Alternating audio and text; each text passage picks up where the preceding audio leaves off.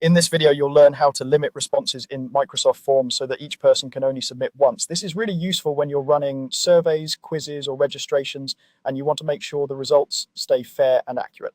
Let's start from the beginning.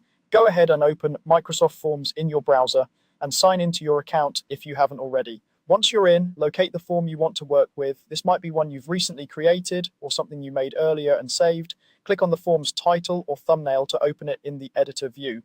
When your form opens, you'll see the main editing area with your questions, titles, and descriptions. What we're looking for now is the settings area where you can control how people respond. Look towards the top of the page, usually along the right side of the toolbar, and find the option labeled Settings. Go ahead and click that.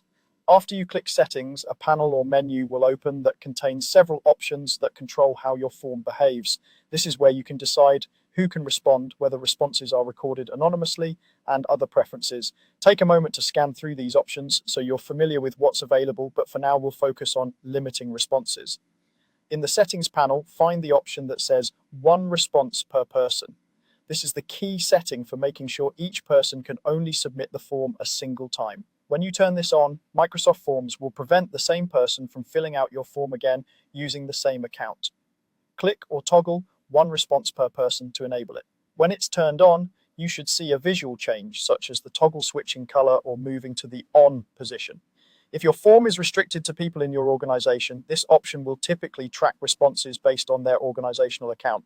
That helps ensure that you're actually limiting one response per individual user, not just per device. It's a good idea to think about your audience here.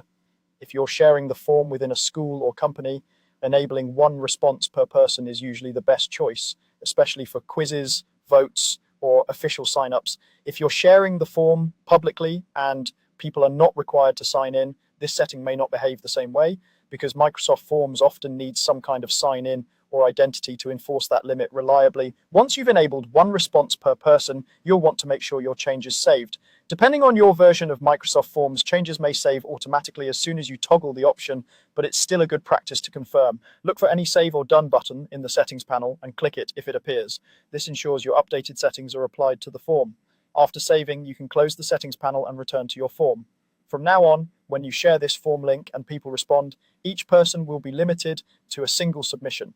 If they try to access the form again with the same account, they'll be blocked from submitting another response. That's all you need to do to limit responses in Microsoft Forms. Open your form, go into Settings, enable one response per person, and save your changes.